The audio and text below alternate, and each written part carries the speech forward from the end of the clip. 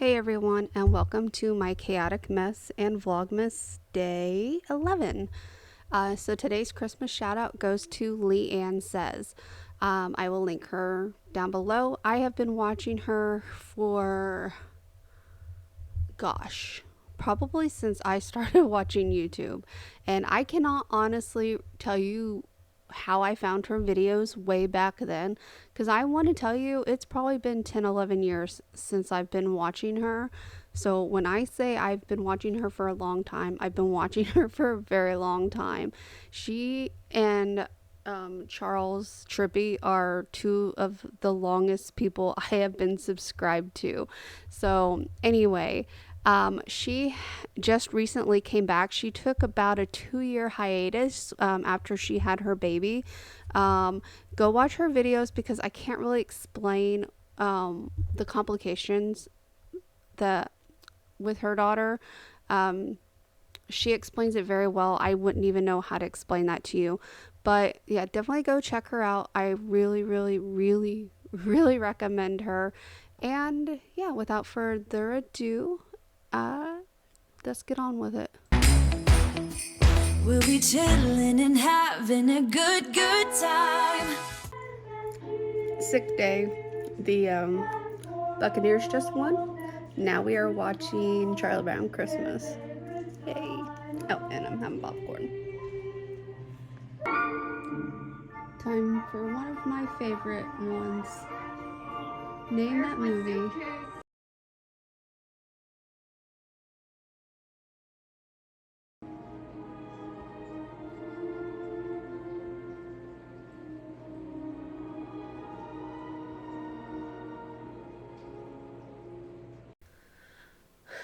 Alright, I didn't get much content today, obviously, but I'm gonna go ahead and answer the question from the other day. So my answer would be,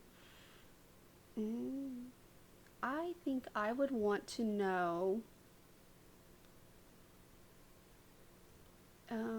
if the world itself gets any better. Anyway, so again, if you don't know what I'm talking about, you're gonna have to go 2 days ago because I didn't I didn't do it yesterday.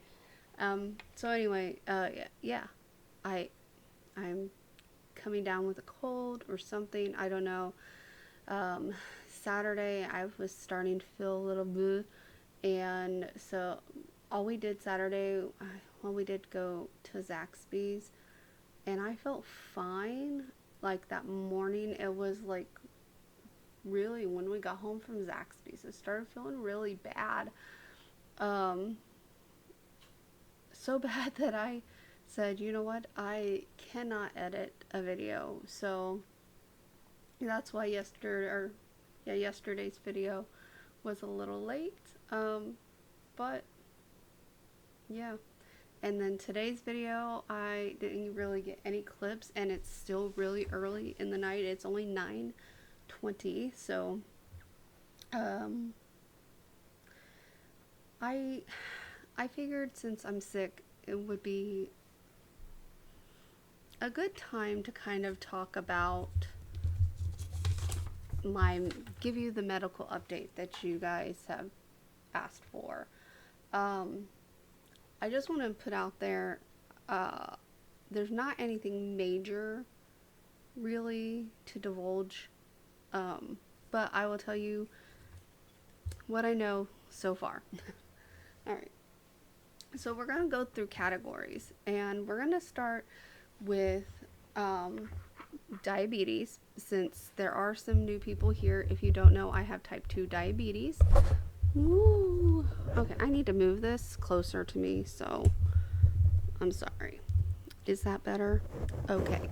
So I have type 2 diabetes, and I've had type 2 diabetes since 2016. That's when I was diagnosed with it. And it has been such a whirlwind battle since then. They have had me on this medicine, that medicine, so many different combinations, blah, blah, blah. Well, recently, the doctor I have now, we found one a combination that was working, but it worked a little too well. And plus the metformin, we're guessing it was the metformin. So we removed the metformin for now, because I was having a lot of stomach issues. I told him like I had to force myself to eat, which is all true. And so we took the metformin out, but he didn't change anything else. So now I'm just on Trulicity, which is a once a week shot, and then glipizide, which I'm on the very lowest dose possible of that. And right now my numbers are kind of staying around 130, and very rarely do they drop lower than that. Whereas before, when I was on all of the medicines, I would wake up some days and my numbers would be like low 80s to 60, which is very dangerous. So I'll kind of give like a sneak peek of an upcoming topic that we're going to talk about. But I went in for a procedure, and the anesthesiologist was trying to decide if I would be able to do anesthesia or if I had to do it with just local anesthetics. And she was looking at all of my stuff and she said, "Why do they have you on these 3 medicines?" And I told her that it was for diabetes, blah, blah, blah. And she said, "They should not have you on 3 different appetite suppressants. It's no wonder you're not eating." So, I made an appointment with my doctor. I went and saw him in September because I woke up and my numbers were down in the 50s. And when I Googled that, it said to seek, like, to obviously to do your normal diabetic stuff, like, you know, your candy, your sugars, whatever, to see if it'll come back up. If it didn't come up within 30 minutes, to go to the emergency room. I've also Googled that some people don't even wake up, like they go into a coma with that. So that was really scary. So I made an appointment right away and got in to see him for that. Anyway, so I went and saw him for that. It took me off the metformin, and here we are. So right now I check my sugars pretty regularly and they stay around 130, and usually midday, like after a meal, it's a couple hours after a meal, it's about 140, but it levels back down to around 130, between 130 and 140 when I wake up, which is not the best, but it's not completely horrible either. So when I see him in January, because I have my yearly in January, I will see if we can raise maybe the Trulicity or maybe the glipizide and see if that will help bring it down to where we want it without bringing it too low. I really want to get back on Mounjaro. I got on it and I thought my insurance was covering it. The doctors thought my insurance was covering it. Apparently Walmart thought my insurance was covering it, but no, they weren't, because when I went to go get it one day, Walmart was telling me it was like $1,200, and I'm like, "I'm sorry, what? No. Why isn't my insurance covering? Your insurance doesn't cover this. Why have they been covering it for the last 4 months?" "Oh, I don't know what to tell you. They're not covering it." So, needless to say, I was on this miracle drug, and I will call it a miracle drug because not only were my numbers down around, they were between 90 and 100 every day. I was losing weight really well. Like, I was losing at least a pound a week, which is really good. And I know that doesn't seem like a lot to you guys, but you don't want to like lose your weight dramatically like you would if you were to have weight loss surgery. That is, as much as I've admitted I would have weight loss surgery, I actually almost did have weight loss surgery once, and I backed out because I had really, really bad anxiety about it. Like, I seriously felt like I would die if I went through the surgery. And I'm like really, what's the word where you can like pick up on other people's emotions? Because in my class, because you have to do group classes when you, well, at least the program I had to go through, we had to do group classes. And one of the girls in there was, she was just terrified, and she admitted her fear every single day. And so I wonder if her fear had part to do with my anxiety of ending up backing out. So I don't know. Needless to say, now they're saying my insurance will only cover it if it's deemed medically necessary. So I I'm gonna talk to my doctor again in the new year about it, because it is something. I don't want to lose weight for vanity reasons. I would like to lose weight for health reasons, because my diabetes is getting, yes, it's more manageable, but it's like to the point where we can't get it to where it needs to be without putting me on these medications that make me feel like really bad. And I don't know about you, but I have enough stomach issues as it is. And that's the other thing. I don't even know if I would qualify for weight loss surgery anymore, since I have gastroparesis. And last time I went in to do the weight loss surgery, I did not have diagnosed gastroparesis, and now I do. So I don't even know if I would be a qualifier for weight loss surgery at this point because of that. Because if you don't know what gastroparesis is, I didn't write this down on my paper, but I can go over it a little bit. But gastroparesis is where your stomach does not like contract like normal people's, so it's not pushing food through your intestines like a normal stomach. Like it will sit there like this, and it will just get fuller, fuller, fuller, fuller, fuller, fuller, and then one day it just goes and it squeezes everything out at one time, and you're in so much pain, and you're on the toilet most of the day. Not to be TMI, but I'm trying to explain this to you guys. And you just feel horrible all day, all day. And you're sitting there drinking as many fluids as you can, because it's constantly just, again, not to be gross or TMI, but it's just constantly coming out of you all day. It's almost like you took a laxative and it's finally working, is how it works. But then the problem comes back, and this is why, and it's also when it gets full like this is the days I just don't eat at all, because I can't possibly fit anything else in my stomach. And as a diabetic, that's a dangerous thing, because I need to be able to control what I'm putting in my body. I can't not eat.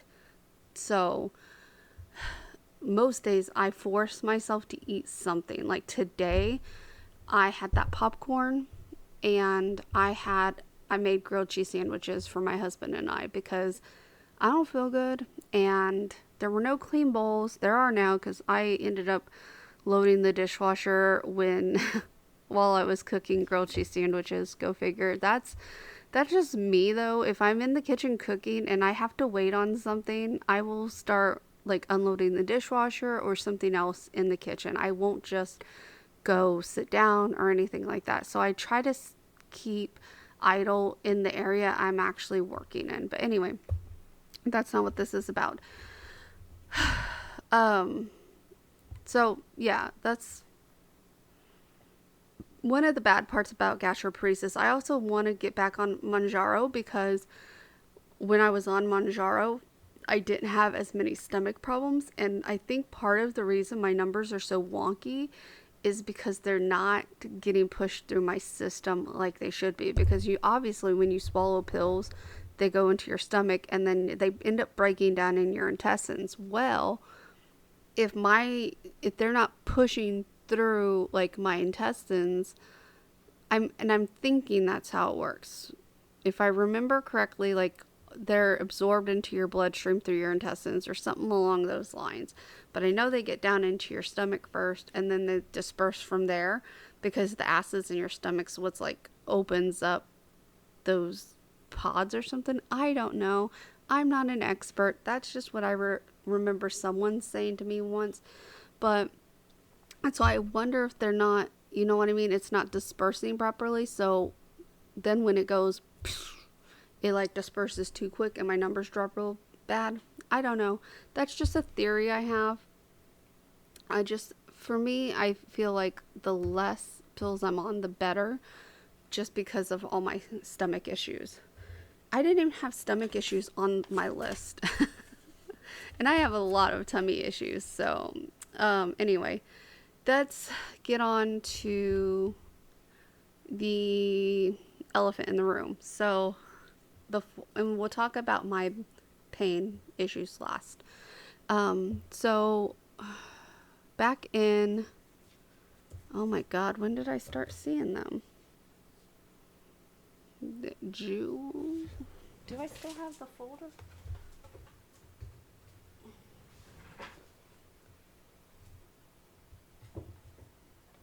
I do.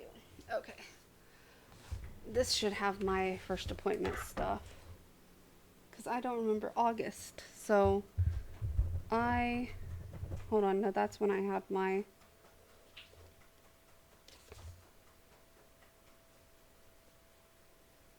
what's this? Hold on. Nope, that's right. Okay, so August.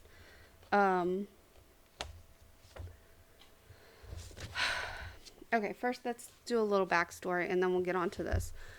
I went to my doctor in January and my white blood cell count was high and he was concerned about that. He asked me if I had abnormal white blood counts before. I told him yes. The previous doctor that I seen, I did blood work, and when I mentioned it to her that my friend was concerned about my white blood count, and she told me it was normal, the previous doctor.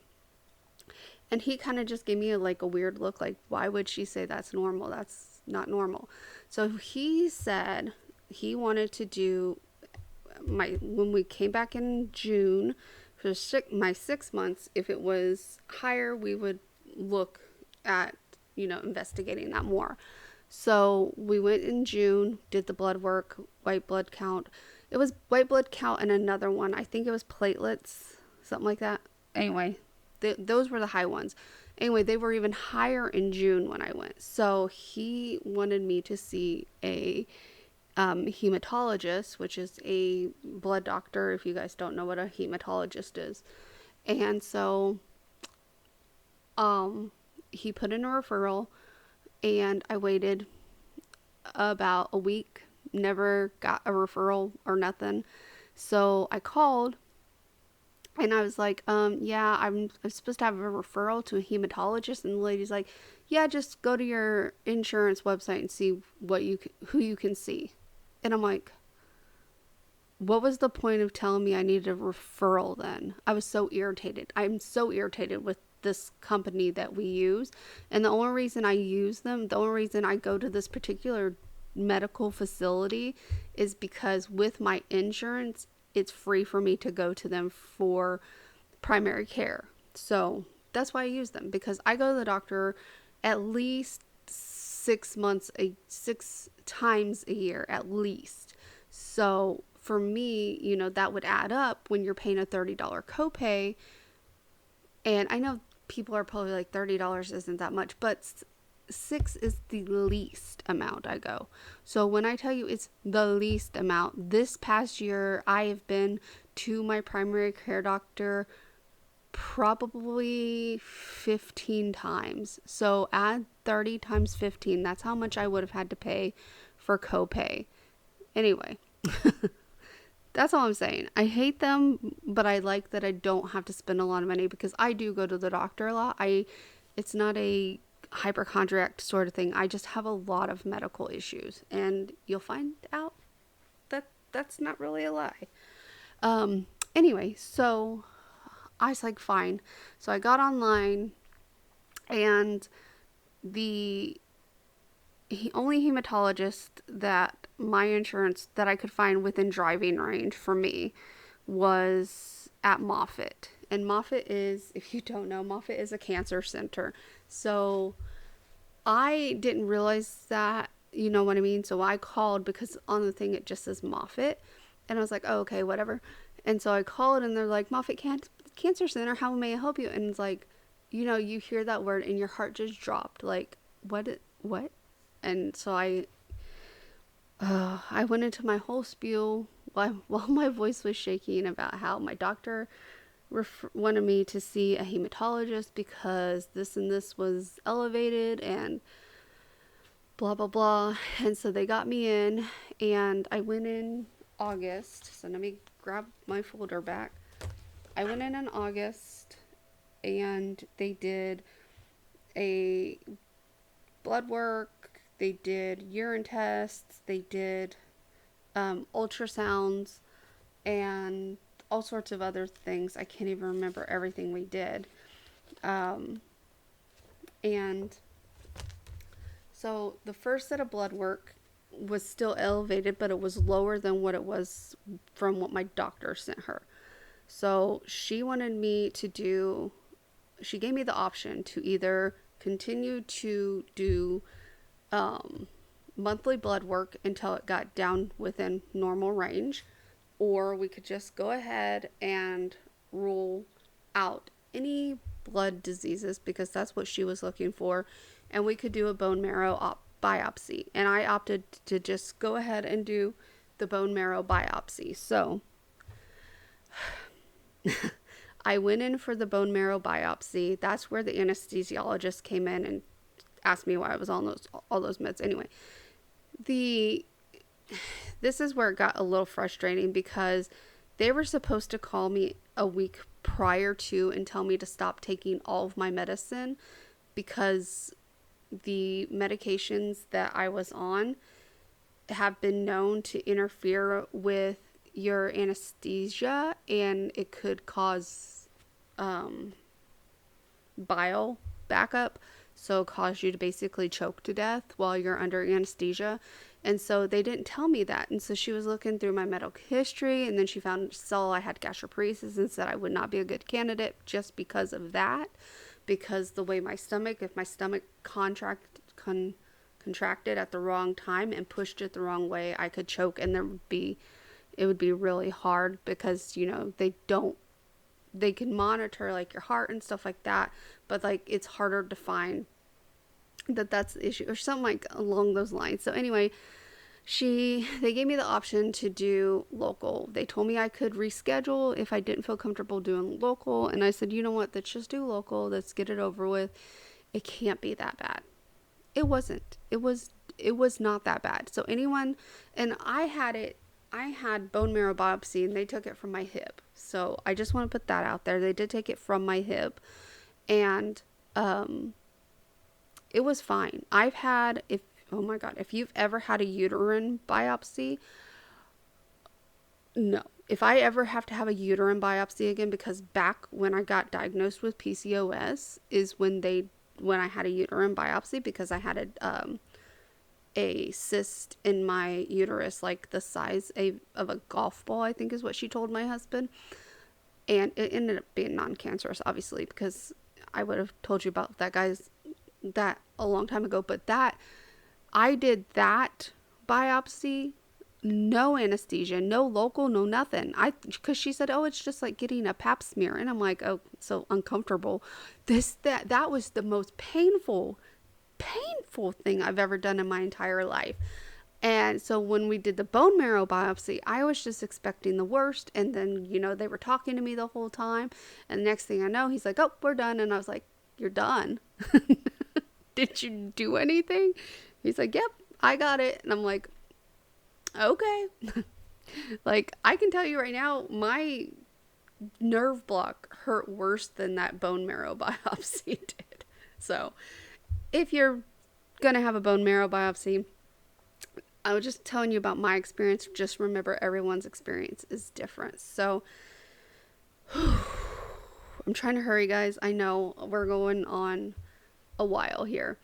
So those results came back, no blood diseases, thank the Lord.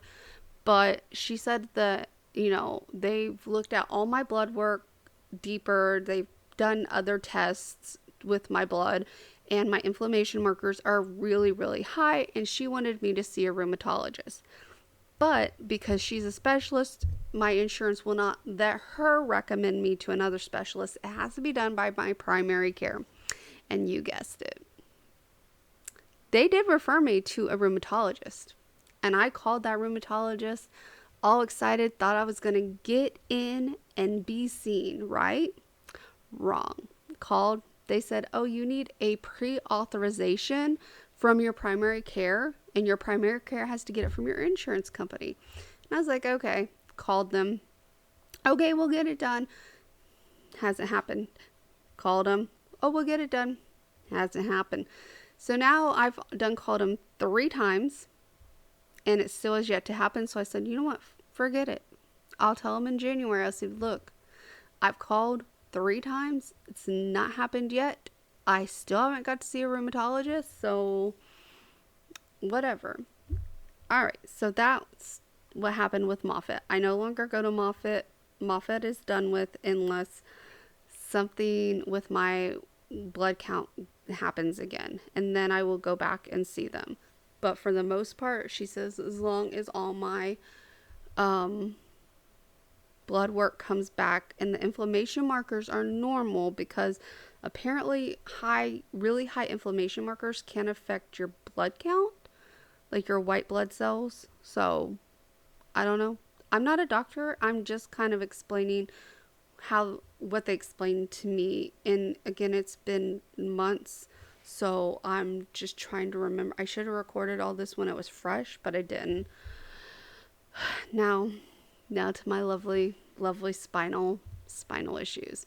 If you're new here, I was in a car accident back in 2021, actually a week after my mom passed away. I was in a car accident, and it wasn't that bad of a car accident. If you look at it, it wasn't that bad. The problem was the way I was sitting in the car, because you know how normal people sit straight. Well, I was sitting sideways because I was, it was a long road trip, and that's how I stretch as a passenger, is I just like move my body around in different positions and stretch it out. And anyway, so I was sitting crooked. We went after I went to the emergency room the next day, because I wasn't in any pain until the next day. So I went to the doctor the next day, the emergency room, and they did scans. They said that it looked like I might have whiplash, but they couldn't really tell because of all my previous neck injuries. Like, I don't know, that's just what they said. So I took that. They just said take some Tylenol, blah, blah, blah, whatever. I called the insurance company because I told them, I said, look, I'm still hurting and the emergency room didn't do anything. What do you recommend? So our insurance companies recommended I see a chiropractor. So we went to our chiropractor that the insurance company recommended to us. And at this point, my husband had already gotten a lawyer. I didn't personally care if we got a lawyer or not, but because of the state of her, because I guess I should explain this. We got in an accident in Georgia.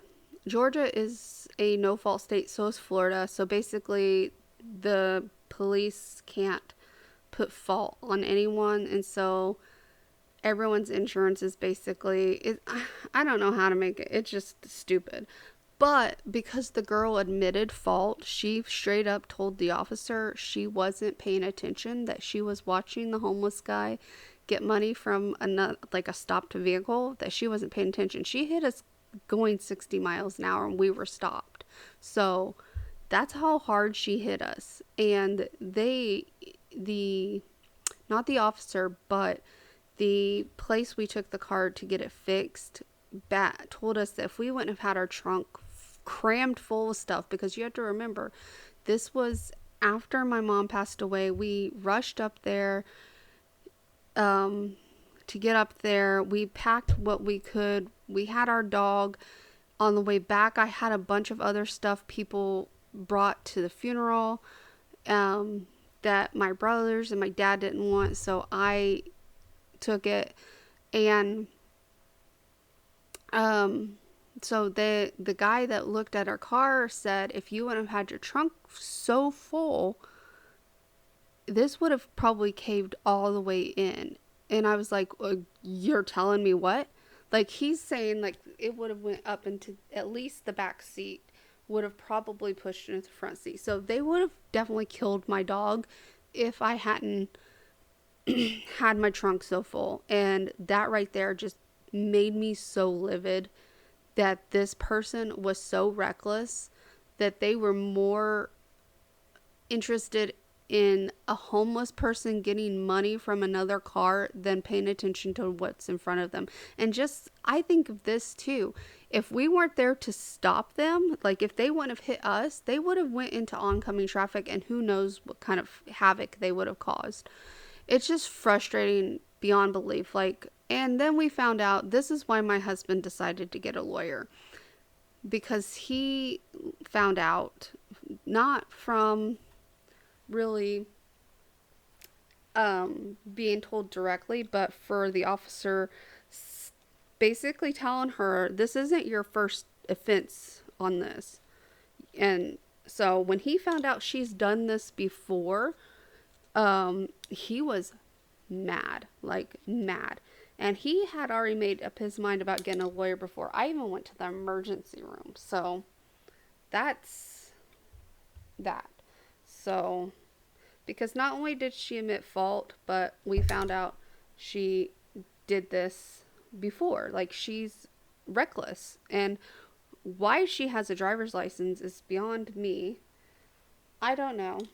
But these still aren't clean. There's like a spot I can't get off right there. I'm going to have to go to the place tomorrow probably.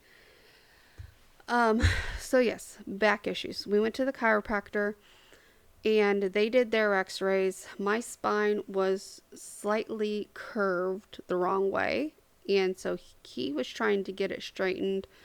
And I felt nice after the chiropractor, but it only lasted maybe 5-10 minutes max, and then I was back into being in a lot of pain. And so finally he referred me to a pain management doctor, which I'm going to tell you right now, the one I see a pain management doctor now, but the one I saw through the insurance, because you could only see certain ones because it was a lawsuit. You had to see a certain doctor or a certain, anyway, they wasted my time, and they wasted the money I should have gotten. Because if I would tell you, I'm not going to tell you what my settlement would have been had I just stuck with a chiropractor. But that doctor's office, like, okay, I had 2 lawsuits. My first lawsuit, I'll tell you what I got from my first lawsuit. Actually got from the first lawsuit was like $300, because everything else went to medical. And the amount that the lawyer told me I should have gotten had I not had to pay all that money to medical was a lot. Like a lot. Like probably double of what my husband got. And I'm not going to tell you what we got, because that money was used to pay off a lot of our debt that we had. Because for those of you guys that think we're just like really rich and stuff like that, we're not. We had a lot of debt, and we've paid off our debt with our settlement money that we've gotten. Well, my husband's. Mine didn't pay anything. Now my second settlement, I had 2 settlements because they found out the girl lied about an insurance policy that she had. And so they were only going after the owner of the car, which was not her. She was not the owner of the car. So they were going after the owner of the car's insurance because she reported that she did not have insurance. And they later found out that she did in fact have insurance.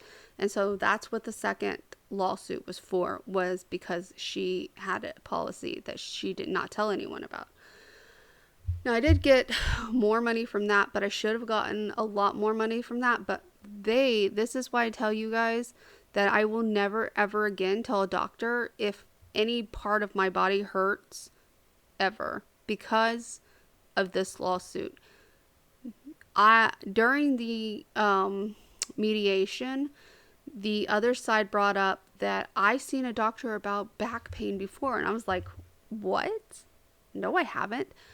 Apparently, when you know how you go to the doctor and they ask if you're in any pain, blah blah blah. Well, my doctor that I was seeing previously to the accident said that I came in and said that my back was hurting one day.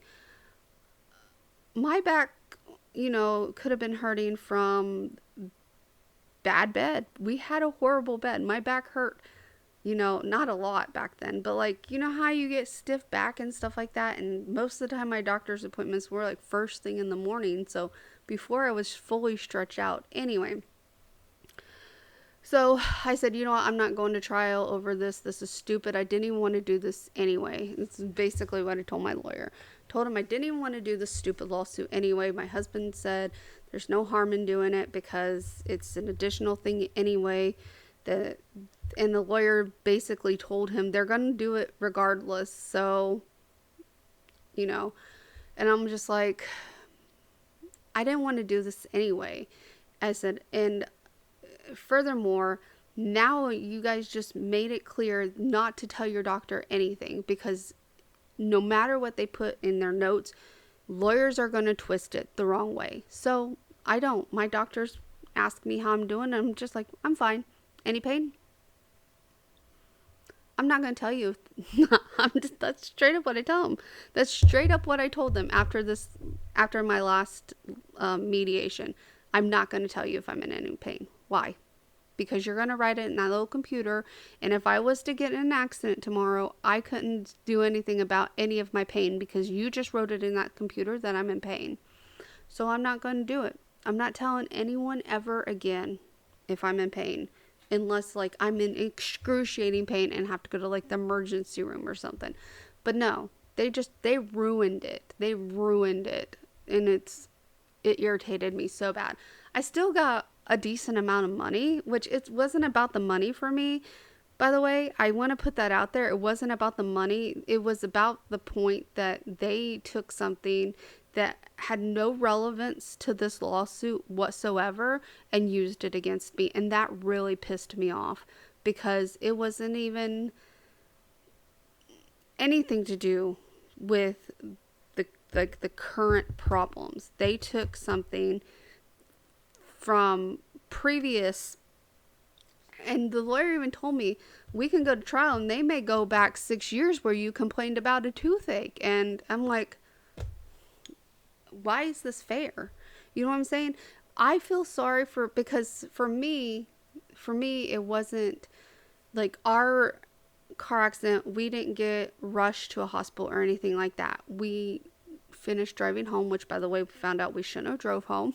We should have probably had our car towed because our axles were completely bent and could have snapped at any time. But anyway, we drove the rest of the way home. But I don't understand how people like, are these people that are like constantly suing people just not going to the doctors and complaining about other things in their life? Because I mean, I don't get it. But anyway, we're really long into this, so I wanted to go on back issues. That's done with. I have a pain management doctor now. I really do like.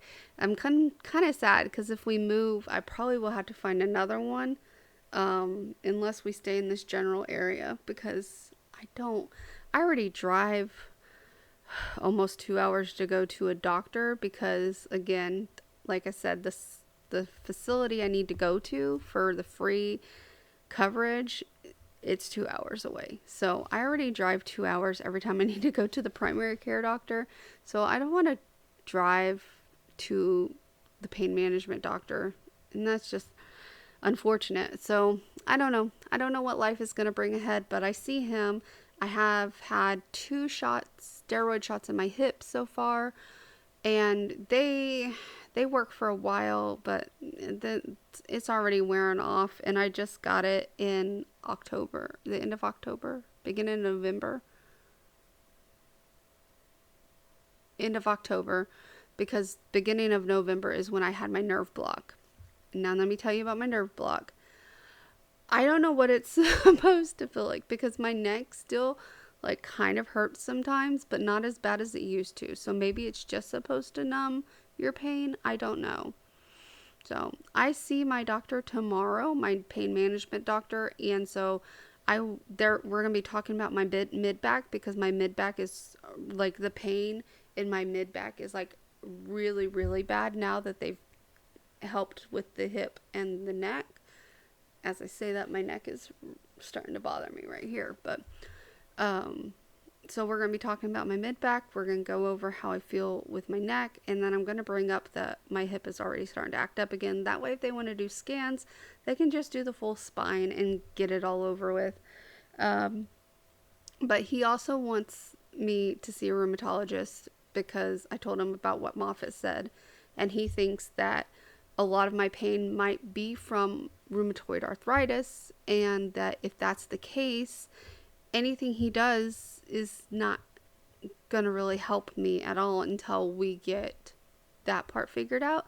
But he's gonna continue to manage my pain for me the best way he possibly can. But until I see a rheumatologist, we don't know if it's really gonna do much. So anyway, that's where we are now. And I know you guys are probably thinking, so why are you seeing him if you haven't seen a rheumatologist yet?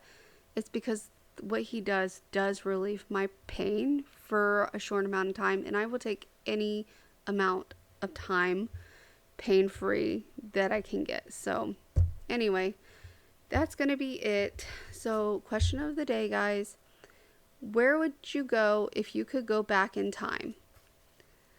All right, so leave your answers down in the comments below. Also, guys, please leave your Q&A questions down below.